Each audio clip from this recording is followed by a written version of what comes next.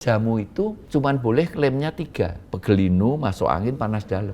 Ya geguyonnya kalau minum tolak angin pintar. Terus ada yang bilang, masa minum jamu aja mesti pintar. Bapak yakini model bisnisnya Sido Muncul ini bisa berhasil, faktor beruntungannya itu berapa persen? 90%. Kita ini ya sebenarnya KPI-nya itu bukan Key Performance Indicator, tapi Key Process Indicator. Saya lebih percaya kepada proses daripada perform. Di sini saya tidak pernah ngeluarin orang karena tidak perform. Hari ini kita akan bicara soal jamu. Kalau kita mengingat soal jamu, setiap tetesnya itu tersimpan ingatan panjang tentang Nusantara. Jadi ingatan bagaimana terampilnya ibu-ibu di desa untuk meracik ramuan-ramuan tradisional, dan ingatan bagaimana ibu-ibu kita sejak dulu itu percaya bahwa alam itu menyimpan obatnya. Di tengah transisi zaman yang berubah drastis, ilmu pengetahuan berkembang pesat, jamu itu harus memilih apakah dia tinggal kenangan ataukah dia bertransformasi menjadi sebuah entitas bisnis yang dipercaya dan bisa menjadi harapan kesehatan kita. Hari ini kita akan membahas soal perjalanan Sido Muncul. Pak Irwan, di Sido Muncul ini logonya itu unik ya Pak Irwan, dan itu memorable. Sejak kecil sampai sekarang saya itu masih ingat, ibu dengan anak. Itu sebenarnya siapa itu di dalam logo Sido Muncul itu? Nenek saya dan saya. Oh. Ini dibuat di Jogja tahun 51. Jadi sejak awal Pak Irwan sudah disiapkan neneknya ya? Ya enggak ya. Enggak ya? Nenek saya cucunya 44, saya nomor 6. Oh, nomor. Nah, kenapa saya bisa diangkat Ada di jadi jamu, anak? di logo? Karena waktu kecil saya sakit-sakitan. Oh. Sakit-sakitan terus diangkat anak. Oh gitu ya, sehingga itu memorable dijadikan logo. Logo ya. Ya dipasang di packaging dari tahun 51.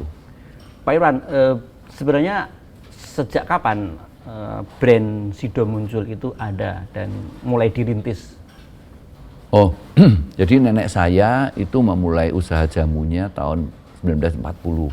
Dia kan orang Semarang aslinya. Orang Semarang, terus karena peristiwa Malaysia tahun 30 dia pindah Solo. Satu miskin gitu. Oh. Padahal dia itu dari keluarga kaya ya. Tahun dia lahir 1897, 1914 dia menikah dengan orang Ambarawa, tinggal di Ambarawa, buka perusahaan susu. Tahun 25 peristiwa krisis ekonomi dunia, tahun 30 bangkrut. Terus pindah ke Solo, buka toko roti, Muncul. Roti Muncul namanya ya? Terus kemudian di Jogja, tinggal di Tukangan. Kemudian pindah di Ketandan, nomor 8. Nah, di Ketandan itu dia mulai jual jamu itu. Jual rempah-rempah waktu itu. Rempah-rempah juga ya? Palawija, karena dia itu, papahnya itu dulu pedagang palawija yang terbesar.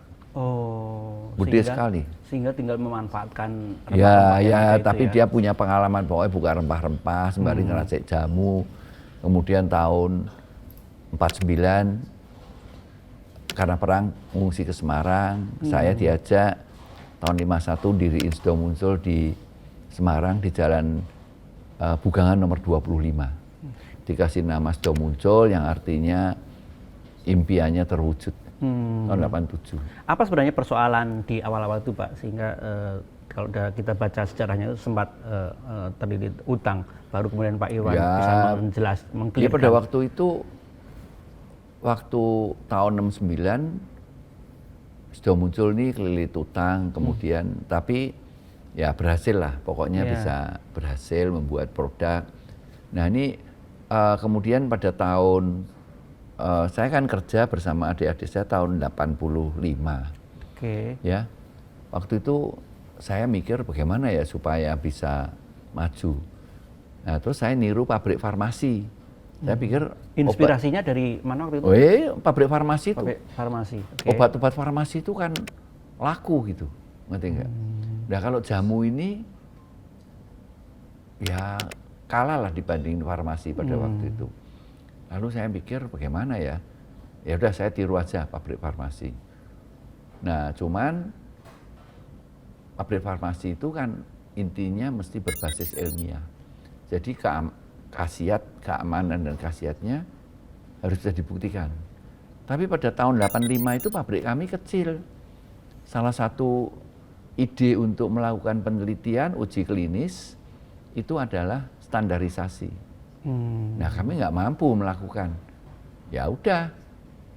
Tapi sejak hari itu yang kami lakukan yaitu produknya harus baik. Produknya dulu yang Ya, harus jadi baik. bahannya harus bagus. Zaman waktu itu kan masih jamu serbuk.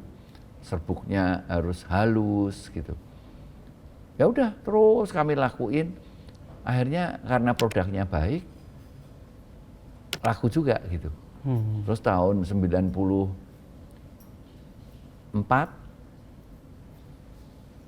jamu tolak angin dibuat jamu cair. Oke. Ya, Di pabrik yang masih kecil tadi. Iya, pabrik yang masih kecil, sederhana sekali pokoknya. Terus tahun 97, akhirnya kami punya pabriknya nggak cukup, kemudian kami harus pindah, harus membangun tempat yang baru.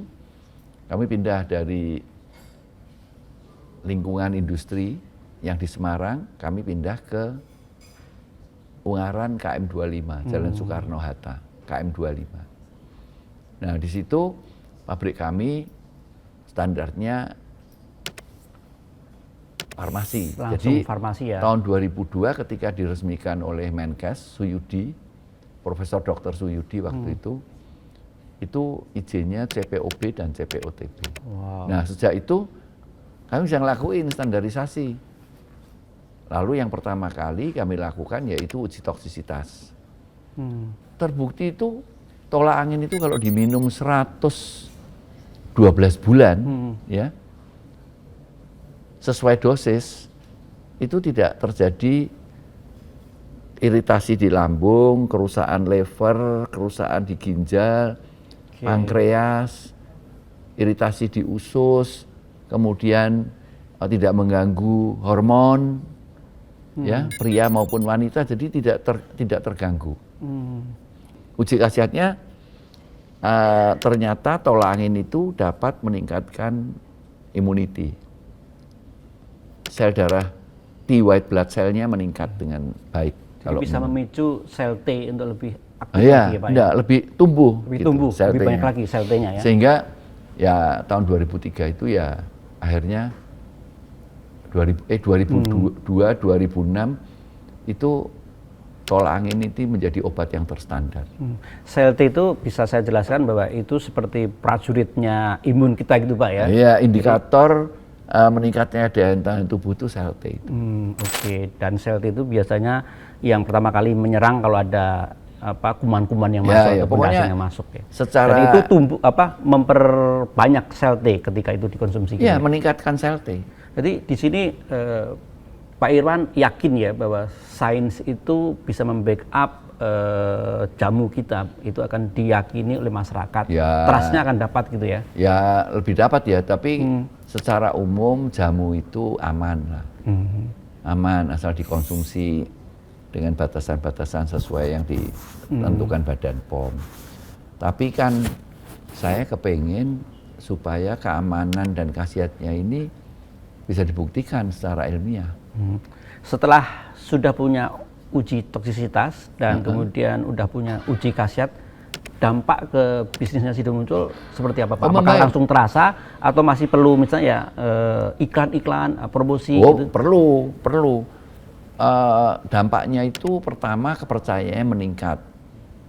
Dampak selanjutnya adalah penjualannya meningkat dengan baik. Ya, kami komunikasikan karena pencapaian kami ini masyarakat tahu dari iklan, maka itu kami publikasikan iklan. Kemudian kami milih tagline-nya orang pintar minum tolak angin. Iya. Sangat ikonik zaman itu Pak ya. Sampai sekarang. Saya rasa sampai nanti tahun berapapun ikonik. Karena Ikonik. apa? Karena tidak ada orang bodoh di dunia ini. Yang ada semua orang pintar pada panggilan hidupnya masing-masing. Oh. Jadi nggak ada orang bodoh. Makanya kalau dibilang ya geguyonnya kalau minum tolak angin pintar. Terus ada yang bilang masa minum jamu aja mesti pintar, bukan gitu maksudnya. Maksudnya itu semua orang pintar pada panggilan hidupnya masing-masing. Jadi nggak ada orang bodoh. Iya. Dan di zaman itu kita masih ingat Pak Irwan memilih sosok yang menjadi bintang iklan itu tokoh. Sofia Latjuba yang pertama. Yang kedua Renat Kasali. Terus Bine Prakusa dan keluarganya. Dewa, Dani, Piyu, Pak Dahlan Iskan. Kemudian siapa ya? Pramono Edi Wibowo, Kasat. Terus kemudian Pak JK juga bantu, tapi tentunya kalau pejabat iklannya iklan pelayanan masyarakat ya. Prof Nila Muluk pernah. Terus apa lagi ya? Banyak lah. Tapi yang pasti ya tolak angin itu mendapat kepercayaan masyarakat karena memang produknya baik ya pertama, kedua bisa dibuktikan secara ilmiah. Jadi kalau produk yang baik kan debatable tuh. Menurut orang sebagian baik, tapi ini nggak bisa diperdebatkan lagi. Keamanannya nggak bisa diperdebatkan. Khasiatnya juga bukti-bukti ilmiahnya menentukan itu. Oke, kan kalau di dunia herbal itu ada level Pak ya, jamu, kemudian obat herbal terstandar, terus fitofarmaka gitu ya. Kalau sudah muncul memang memilih jamu dan obat herbal terstandar tadi Pak ya. Nah gini. Apakah nanti akan sampai ke fitofarmaka? Oh gini, fitofarmaka itu adalah memenuhi tuntutan para dokter. Jadi kalau mau seorang kepengin diresepkan ke dokter, dia ya dokter cuma bisa memberikan fitofarmaka. Tapi kalau menurut saya, kenapa kok saya tidak fitofarmaka? Karena begini, jamu itu kalau obat yang diuji klinis itu sebelum diuji klinis dia nggak pernah diminum orang. Ya toh nggak pernah toh. Nah kalau jamu itu kita ngulang gitu. Pertama, jamu ini di pasar dijual, orang boleh bebas minum. Ya, orang boleh makan seenaknya, beli ada cabe, ada jahe, ada temulawak, kunyit putih. Itu kan dijual di pasar, dijual bebas. Terus yang kedua, literatur, jurnal-jurnal tentang penelitian itu banyak. Banyak. Coba buka aja coba jurnal tentang kunyit, tentang temulawak. Oh banyak sekali. Jadi menurut saya mengulang karena mengikuti tuntutan dari tradisi dunia barat. Ya itu enggak salah lah. Saya bilang bagus juga. Tapi pertama mahal, terus jadi mahal. Dan yang paling akhir itu sebenarnya kan ini obat bebas. Iya. Nah, kenapa kok obat bebas mesti diresepkan? Kalau saya ya, yang pertama saya akan ngajari masyarakat kegunaan daripada kunyit putih itu apa. Kunyit untuk apa? Temulawak untuk apa? Jahe untuk apa? Saya lebih baik ngajarin langsung. Jadi masyarakat yang punya problem, misalnya punya problem penyakit gitu, dia bisa beli atau dia bisa beli di pasar, dimasak sendiri, atau ya nggak perlu lah kalau menurut saya, mesti diuji seperti yang berlaku di obat-obat modern. Kan kita ngulang. Saya yakin ya, apa yang produk-produk kami, yang pertama adalah standarisasi. Itu yang lebih penting. Saya, pengalaman dan alat-alat saya mampu kami melakukan standarisasi dengan baik. Tapi kalau yang pasti harus dilakukan adalah uji toksisitas. Ini pasti. Kenapa? Karena uji toksisitas itu kalau mau dipercaya oleh konsumen untuk menentukan dosis. Pak Irwan, setelah bertransformasi dari perusahaan kecil tadi dengan pabrik kecil menjadi perusahaan besar dengan pabrik yang terstandarisasi tadi, lompatan berikutnya Pak Irwan kemudian memikirkan bahwa Sido Muncul harus melantai di bursa. Keputusan apa yang melatar belakangi itu, Pak Irwan? Oh iya, itu keputusan itu begini. Tahun 2011 tuh ibu saya, ya ayah saya itu selalu mikir bahwa dia kepengen supaya Sido Muncul ini bisa dinikmati generasi-generasi penerus. Terutama mereka itu kepengen supaya Sido Muncul tuh nanti tidak hancur gitu. Tidak, kalau menjadi perusahaan publik kan kami kepaksa mesti ikut aturan, memenuhi semua laporan dengan baik. Nah kalau perusahaan keluarga contohnya kan banyak sampai hari ini, banyak perusahaan keluarga yang berantakan. Iya, betul. Ya, tapi yang ibu saya bilang, mami ya, dia kalau ngomong, saya kalau manggil mami ya, mami pengen supaya Sido Muncul itu bisa menjadi perusahaan yang dinikmati oleh keturunan-keturunannya nanti. Nah satu-satunya kalau menurut pendapat sama saya ya, itu menjadi perusahaan publik supaya teratur, rapi, ada aturan gitu.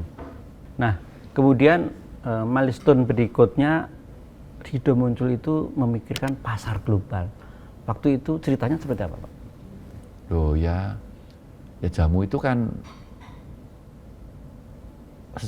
sejak dulu sebelum ada obat itu kan orang pengobatannya kan pakai obat-obat herbal. Iya betul. Zaman dulu gitu ya. Dan obat-obat farmasi itu punya kelebihan. Jamu juga punya kelebihan, sama gitu.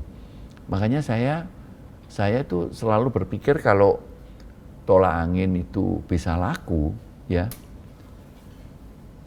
di Indonesia bisa laku, ya di seluruh di tempat lain ya mestinya bisa laku toh.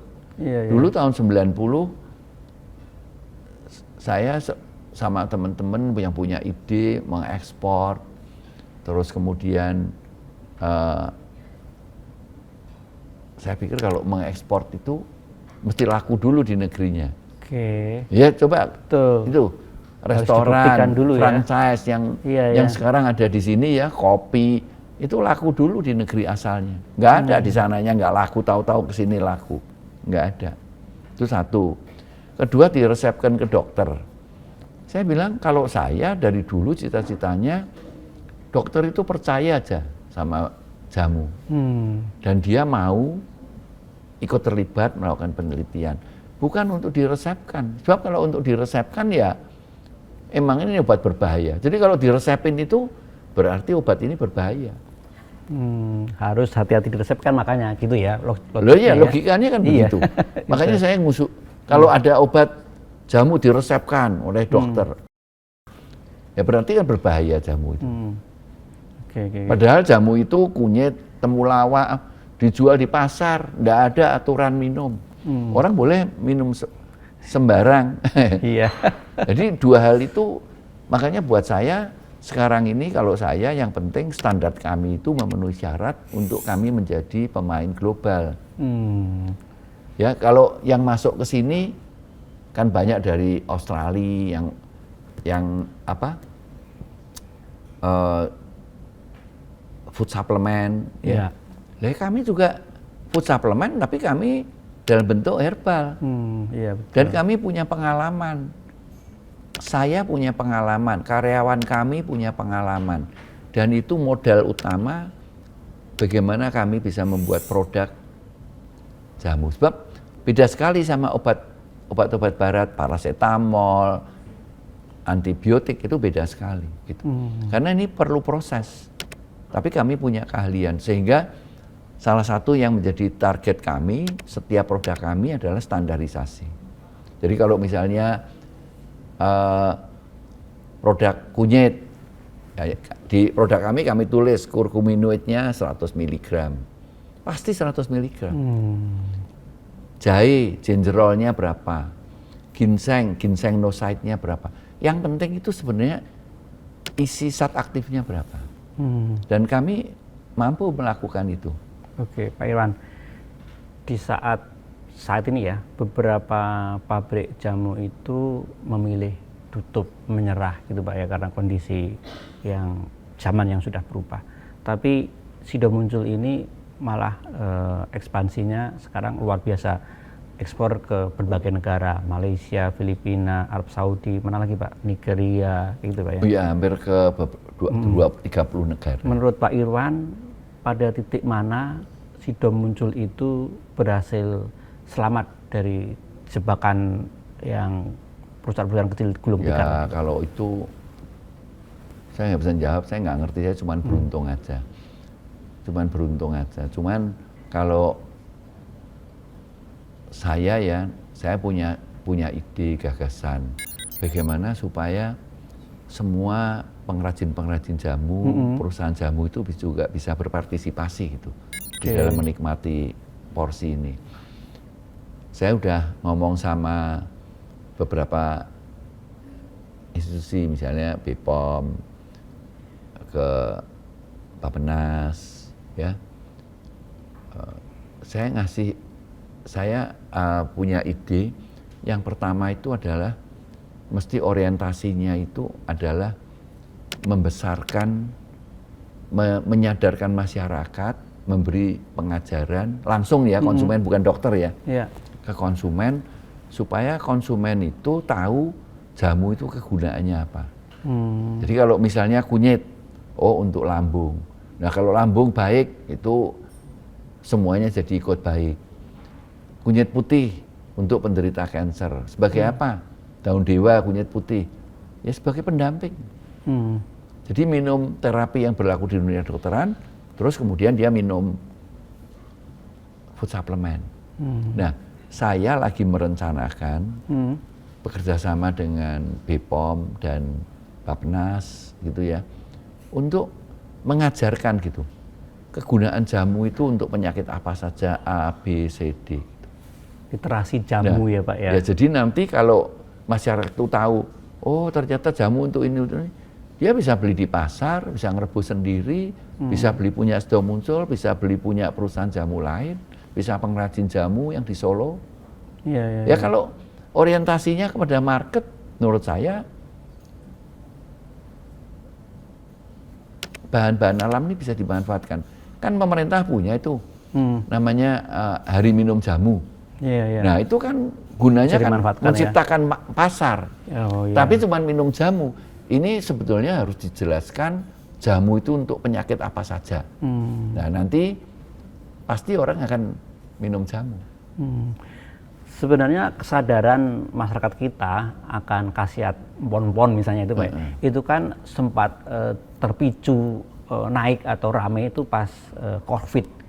Nah setelah COVID kita bisa berhasil mempertahankan semangat itu enggak Pak? COVID itu extraordinary case ya, karena pada waktu orang itu COVID, orang nggak tahu mau apa, obatnya nggak ada, apa aja diminum. Batu direbus, rebusannya di media sosial ada nih batu ini direbus, diminum ya, diminum semua. Orang udah nggak rasional ya, hilang nalarnya semua kalau pada saat seperti itu. Tapi menurut saya jamu itu sangat bagus. Pertama ada yang untuk obat, misalnya liver itu obatnya cuma jamu, temulawak. Terus kemudian temulawak, terus kemudian sebagai antioksidan, ya manggis, kunyit putih, terus untuk lambung, kunyit kuning, kemudian untuk menghangatkan badan, jahe untuk melancarkan. Sebenarnya bagus jamu itu. Jadi kalau kalau jamu itu nggak laku, sampai sekarang ini ya pasarnya kan kecil, ya karena itu pengetahuan masyarakat tentang obat-obat jamu ini, herbal ini nggak tahu. Jadi bisa menjadi pendamping, bisa sebagai obat, menjadi supporter. Misalnya orang kencing manis, minum obat kencing manis, ya itu harus minum toh. Terus tapi dia dibarengin, kalau itu kan kerjanya kemis, mekanismenya di lever, ya. Tapi kalau jamu mungkin bekerjanya di saluran pencernaan, makan yang pahit-pahit, doro laut, sambiroto. Jadi yang satu bekerja kemis, yang satu mekanis, bekerjanya di saluran pencernaan. Pak Irwan, terkait dengan inovasi di Sido Muncul, sebenarnya tim yang menggarap inovasi dan riset itu ada berapa orang sih? Karena dari catatan varian produk-produk Sido Muncul itu sampai ratusan, 300 lebih gitu Pak ya varian. Dan itu semua mengkoneksikan antara tradisi masa lalu tadi, keterampilan nenek moyang kita untuk meracik jamu tadi, dengan kemasan-kemasan modern yang itu mudah dikonsumsi. Kekuatan tim riset dan inovasi di Sido Muncul itu seperti apa? Kalau inovasi itu SDM gitu. Kami ini punya, kalau di lab kami ya, ada lab QC, lab produksi, laboratorium quality insurance, terus kemudian R&D.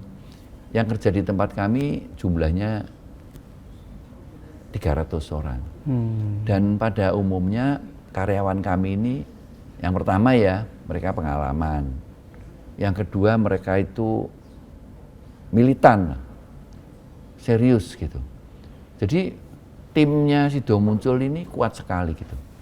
Artinya karyawan kami itu serius gitu ngerjainnya ya, partisipasinya luar biasa gitu. Ya kalau misalnya ini tidak ada karyawan yang masuk keluar di perusahaan gitu ya nggak maju-maju perusahaannya. Tapi karyawan kami yang kerja 20 tahun, 30 tahun, 37 tahun, banyak.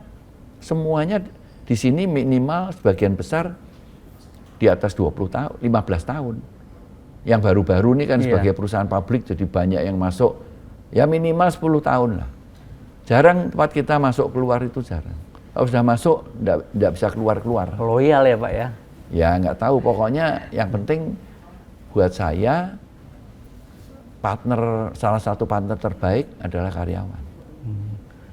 Kalau di perusahaan-perusahaan modern itu ada yang namanya KPI, Key Performance Indicator.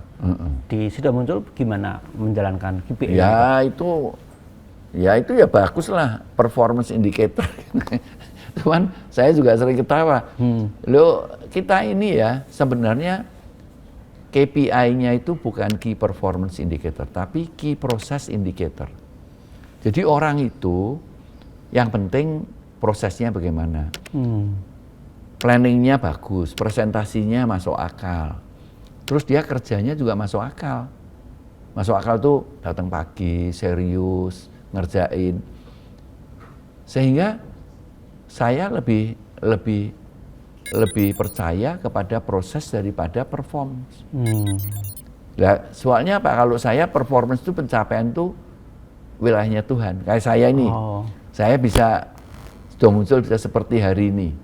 Emangnya karena saya atau karyawan saya? Enggak. Begitu banyak industri jamu yang enggak bisa tumbuh. Cuman kami aja yang salah satunya yang bisa tumbuh dengan baik. Bahkan banyak perusahaan jamu yang dari generasi pertamanya udah dijual. Nah, apa? Karena kami hebat. Ya mungkin yang kami lakukan benar, tapi salah satunya adalah yaitu Key Process Indicator dan keberuntungan. Dan saya di sini saya tidak pernah ngeluarin orang karena tidak perform. Wow. Kalau nggak perform, salah saya. Saya perlu belajar nih Pak. Gimana caranya biar pasti karyawan kamu senang nih nanti. Anak buah kami, wah gimana? Sekarang Pak Amir berubah. berubah, enggak lagi, wah enggak perform keluar gitu. Enggak, Saya perlu belajar banyak nih Pak. Enggak. Gimana biar mereka tetap achieve target gitu Pak? Loh, ya yang penting. Dengan apa? Yang penting Tanpa kan, misalnya menjadi beban. loh, ya kalau kita nggak bisa memotivasi orang, ya bodohnya pemimpinnya toh. Loh kalau itu anak nggak lulus gitu, Iya. ya gurunya pertama mungkin nggak pinter ngajar, kedua Iya. tidak bisa memotivasi. Loh, orang yang hebat itu bisa ngajarin, bisa memotivasi, sehingga jalan sendiri. Di tempat kami juga saya nggak bisa dong ngawasi 4.500 orang. Mau saya awasin gimana? Jadi Pak Irwan nggak pernah memberhentikan pegawainya gitu Pak selama. Oh, anak buah saya nggak pernah memberhentikan. Wow, termasuk waktu era pandemi COVID gitu. Enggak. Malah era pandemi malah ngerekrut banyak Ya, orang. kalau kan? itu malah tambah laku Malah tambah masalahnya laku, ya. Tapi yang pasti saya tidak pernah mengeluarkan orang selama saya bekerja 57 tahun. Memecat karyawan saya ini tidak pernah. Apa yang Pak Irwan sampaikan ke mereka agar mereka termotivasi gitu? Ya, pertama mereka itu kalau mau saya hargai ya, pertama mereka harus baik sama temennya. Oh. Iya, mesti akur, mesti bersatu. Nah, ya toh? Iya betul itu. Ada Sosialnya perusahaan harus kuat dulu ya Pak ya. Enggak, kalau dia sama temennya aja jelek, mana bisa dia baik sama saya? Enggak. Nomor satu, saya ajarin kamu, kalau dia toleran sama teman, membantu teman, ya, membela teman, oh saya hargai. Saya enggak terus, kalau ada orang jelek-jelekin temennya, wah, udah enggak tanggap. Jadi aspek caring itu nomor satu ya Pak ya. Ya, iya dong. Sekarang sama temennya aja jelek, terus jelek-jelekin temennya, oh Pak, ini orang ini A, B, C, D, gitu. Ah, enggak tak dengerin. Iya. Ya kelihatan kalau dia jelek dong. Bocorin rahasia A, B, C, D. Wah. Nah, ya percuma lah, percuma. Oke. Pokoknya saya ajarin mereka supaya mereka itu mesti bersatu, mesti baik. Kalau ada yang susah, belain. Ya kalau ada yang lapor-lapor sama saya A, B, C, D, ya enggak tak dengerin. Malah saya dengar Pak Irwan itu lebih mengutamakan happiness untuk karyawan ya. Oh iya. Kalau di pabrik, kan jadi perusahaan pabrik, ada HRD. HRD-nya ngajarin lomba produktivitas. Saya bilangin jangan. Oh gitu. Loh ya ngapain lomba produktivitas? Lombanya apa Pak kalau enggak? Lombanya lomba nyanyi, Oh. lomba olahraga. Pokoknya yang membuat dia lebih senang di situ daripada di rumah. Oh. Buat apa lomba produktif? Orang mesinnya jalan per menit 50, ya dia kepaksa ngikutin, nggak usah dikasih lomba. Berarti sistem mendesain output ya Pak ya? Ya itu aja. Tapi yang penting saya bilang, kamu kalau nggak bisa buat sebagai HRD, kamu nggak bisa membuat semua betah di tempat ini. Kamu tidak bermutu sebagai HRD. Yang salah HRD-nya kalau si karyawan itu nggak betah Ya, nggak di tahu tempat ya. kerjanya ya Pak ya? Saya nggak ngerti kalau HRD-nya itu buat semua nggak mau pergi, gua maunya di situ muncul, nggak mau keluar. Nah itu baru benar, baru berhasil. Karena beberapa HRD itu justru membuat karyawan itu Ya, stres enggak. gitu Pak ya? Dia kan kepengennya kan juga mesti produktif. Oh, Ya karena toh, mau ngejar target ya harus Pak ya? kreatif gitu, nggak usah lah. Kalau dia happy, dia kreatif. Oh, jadi happiness dulu, happy dulu yang ditumbuhkan, baru Iya. nanti kreativitas sebagai output. Tapi ya nanti kalau ada yang dengerin ini, jangan niru saya. Ini seni tingkat tinggi Pak, nggak bisa Loh, bukan. dipakai sembarangan Belum ulang ya? tentu saya benar, belum tentu saya benar. Tapi yang penting saya punya pendapat seperti itu. Saya itu, yang saya kejar itu happiness. Ya, saya sebagai Jijo muncul nih ya, saya enggak punya perusahaan tambang. Oh. Enggak punya. Kenapa kok enggak punya perusahaan tambang? Karena gini, saya pikir wong saya itu bisa sukses dari menanam. Nah kalau saya menggali, kan enggak cocok. Satunya menggali, satunya menanam. Jadi saya enggak deh, pokoknya nggak mau. Menjauh Satu. dari perusahaan-perusahaan Ya, ekstraktif dan lagi ya, saya Pak, ya? juga enggak tahu bisnis itu bagaimana. Oke. Kan orang nggak bisa bisnis Iya, kalau nggak betul. paham. Kedua, misalnya kelapa sawit, ya bagus. Tapi saya enggak ahli. Ya toh, saya nggak mau. Misalnya ini rumah sakit ya. Betul. Saya bisa buat rumah sakit. Saya punya duit, saya punya mungkin kemampuan untuk manajemen karena ini bisnis saya kan kesehatan. Iya. Tapi kami tidak pernah, di keluarga kami nggak pernah punya niatan itu karena apa? Karena kami nggak seneng sakit. Gitu. Oke. Jadi meskipun untung kami stres terus tiap hari, waduh. Lihat rumah sakit, enggak deh, pokoknya biar orang lain aja yang kerja. Kami enggak. Berarti sudah muncul perlu kependidikan, Pak, biar tambah pintar. Ya pendidikan saya enggak sekolah, jadi gimana ayo. Buat universitas, Nggak lulus. Pak, ya. Ya nantilah.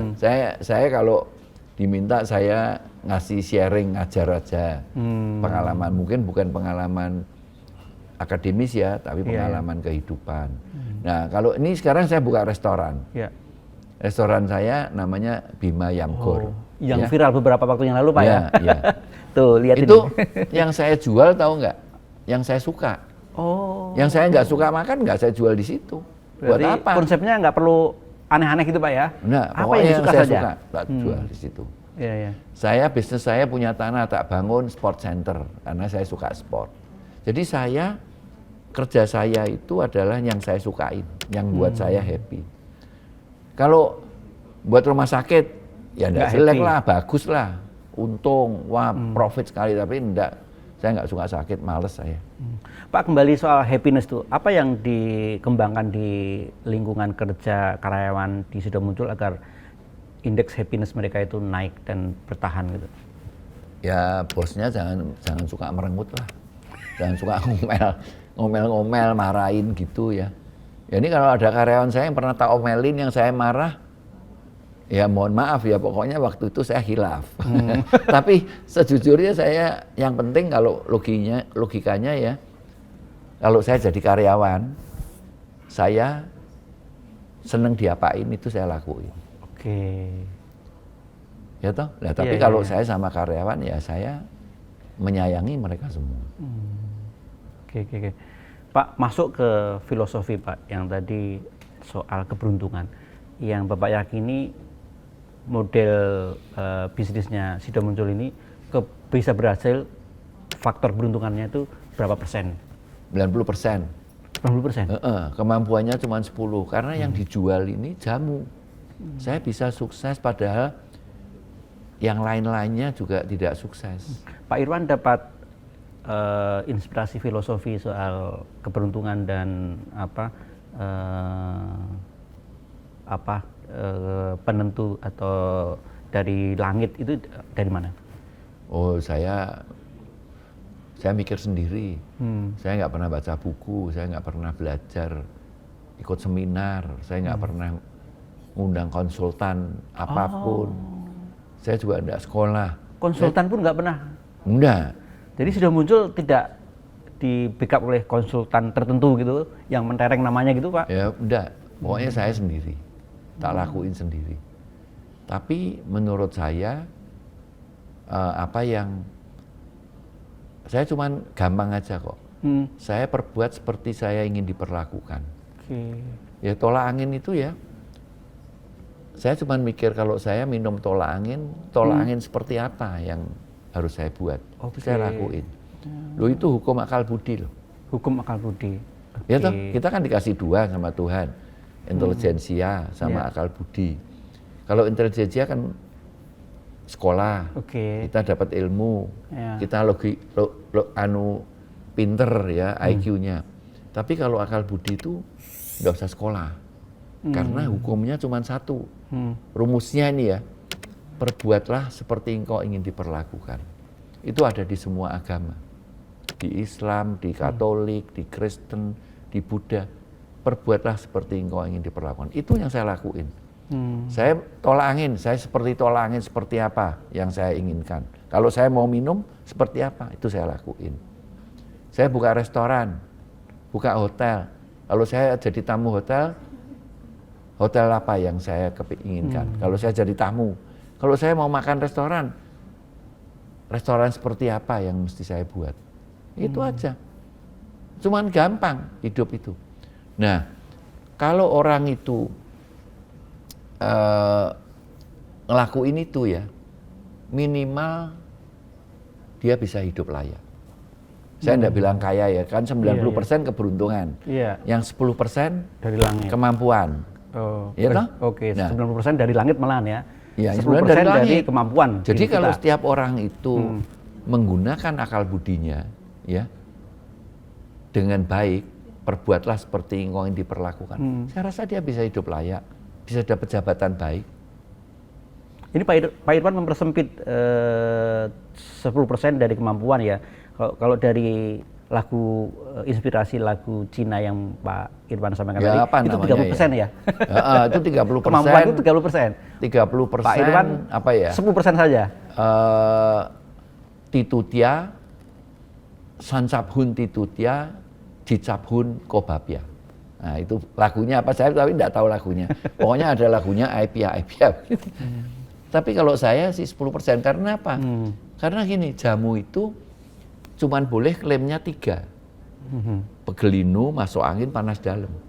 Sama melancarkan darah itu di aturan.